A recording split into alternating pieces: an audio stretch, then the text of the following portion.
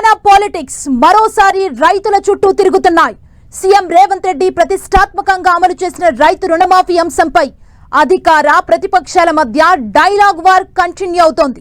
తాజాగా సిద్దిపేటకు చెందిన రైతు ఆత్మహత్య రెండు పార్టీల మధ్య దుమారం రేపుతోంది. మాజీ మంత్రి హరీష్ రావు, కాంగ్రెస్ ఎంపీ చామల కిరణ్ కుమార్ రెడ్డి మధ్య సవాళ్లు ప్రతి సవాళ్ల పర్వం నడుస్తోంది. ఇంతకీ ఈ వ్యవహారంలో ఏం జరిగింది? రైతు ఆత్మహత్యకు కారణమంటున్న రుణమాఫీపై ఎవరి వాదన వాస్తవం? What's the story? కాంగ్రెస్ ప్రభుత్వం ఎన్నికల హామీ రైతు రుణమాఫీపై ఇప్పటికీ మాటల యుద్ధం కొనసాగుతోంది. గత నెల 15లోగా 2 లక్షల రూపాయల్లోపు రుణాలను మాఫీ చేస్తామని సీఎం రేవంత్ రెడ్డి ఇచ్చిన హామీ అమలు చేశామంటోంది కాంగ్రెస్. అయితే రాష్ట్రంలో అందరికీ రుణమాఫీ జరగలేదని వాదిస్తోంది ప్రతిపక్ష బీఆర్ఎస్. దీంతో ఎప్పటికప్పుడు రుణమాఫీ చుట్టూ రాజకీయ రచ్చ జరుగుతోంది. మొత్తం 26 లక్షల మంది రైతులకు 31,000 కోట్ల రుణాలను మాఫీ చేస్తామని ప్రభుత్వం మొదట్లో ప్రకటించింది. కానీ ఆగస్టు 15 వరకు చేసిన రుణమాఫీలో 18,000 కోట్ల రూపాయల నిధులను మాత్రమే విడుదల చేసింది. రైతు కుటుంబ నిర్ధారణ, తెల్ల రేషన్ కార్డు లేకపోవడం, 2 లక్షలకు పైగా ఉన్న రుణాలు కూడా మాఫీ చేయకపోవడంతో లబ్ధిదారుల సంఖ్య భారీగా తగ్గిపోయింది. దీంతో ప్రభుత్వాన్ని ఇరుకున పెట్టేలా అస్త్రాలు సంధిస్తోంది బీఆర్ఎస్.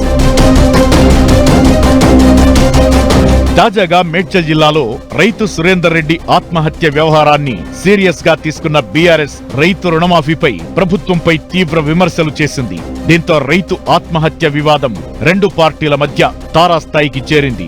రుణమాఫీ కానందునే రైతులు ఆత్మహత్య చేసుకుంటున్నారంటూ మాజీ మంత్రి హరీష్ రావు రాష్ట్ర ప్రభుత్వంపై దుమ్మెత్తిపోయడం, ఆయనకు కౌంటర్ గా భువనగిరి ఎంపీ చామల కిరణ్ కుమార్ రెడ్డి రంగంలోకి దిగి అస్పష్ట సమాచారంతో ప్రభుత్వాన్ని ఇరుకున పెట్టేయడం రాజకీయంగా ఆసక్తికర చర్చకు తెరలేపింది. చనిపోయిన రైతు సురేందర్ రెడ్డి తల్లికి 1,50,000 రూపాయల రుణమాఫీ జరిగిందని, ఇంకా ఎవరైనా రుణమాఫీ జరగని రైతులు ఉంటే వారి వివరాలను ప్రభుత్వం సేకరిస్తోందని, వారికి కూడా రుణమాఫీ చేస్తుందని చెప్పుకొచ్చిన ఎంపీ కిరణ్ కుమార్ రెడ్డి తొందరపాటులో పూర్తి వివరాలు తెలుసుకోలేకపోయారంటున్నారు. వాస్తవానికి రైతు తల్లికి రుణమాఫీ జరగలేదని సమాచారం.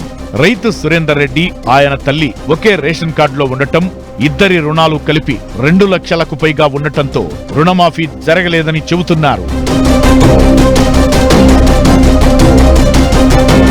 కానీ హరీష్ రావుకు కౌంటర్ ఇవ్వాలనే తొందరలో ఎంపీ చామల కిరణ్ ప్రదర్శించిన అత్యుత్సాహం కాంగ్రెస్ పార్టీని ఇరుకున పెట్టిందంటున్నారు. ఇదే అదునుగా చేసుకుని బీఆర్ఎస్ మరింత దూకుడు పెంచింది. కాంగ్రెస్ పై విమర్శలు సంధిస్తోంది. దీంతో నిజానిజాలను తెలుసుకున్న ఎంపీ చామల కిరణ్ నష్ట నివారణ చర్యలపై దృష్టి పెట్టారు. చనిపోయిన రైతు సురేందర్ రెడ్డి సోదరుడికి రుణమాఫీ జరిగింది. ఈ విషయాన్ని పరిగణలోకి తీసుకుని కౌంటర్ అటాక్ మొదలు పెట్టారు. అయితే గతంలో బీఆర్ఎస్ 10 ఏళ్ల హయాంలో రైతు రుణమాఫీ విషయంలో జరిగిన విషయాన్ని ప్రస్తావిస్తున్నారు. మొదటి 5 ఏళ్ల కాలంలో 1,00,000 రూపాయల రుణమాఫీని 4 విడతలుగా చేయడం, దీనివల్ల రైతు బ్యాంకు వడ్డీ కూడా సరిపోలేదంటూ కౌంటర్ అటాక్ చేస్తున్నారు. ఇక రెండో టర్మ్లో 1,00,000 రూపాయల రుణమాఫీ మాట ఇచ్చి చేయలేదనే అంశాన్ని తెరపైకి తెస్తున్నారు. సో మొత్తం మీద ఇప్పుడు రైతు రుణమాఫీ అంశం తెలంగాణలో టాక్ ఆఫ్ ది స్టేట్ గా మారింది. ఒక పక్క ప్రతిపక్షం 2 లక్షల రుణమాఫీ చేయలేదని కౌంటర్ చేస్తుంటే, అధికార పక్షం గతంలో రుణమాఫీ జరిగిన విధానాన్ని ప్రస్తావిస్తూ ప్రతిదాడి చేస్తోంది. ఇలా మొత్తం మీద అధికార ప్రతిపక్షాల మధ్య మాటల యుద్ధం రోజురోజుకు ముదురుతోంది. చూడాలి ఈ వ్యవహారం మున్ముందు ఎటువైపుకు దారి తీస్తుందనేది.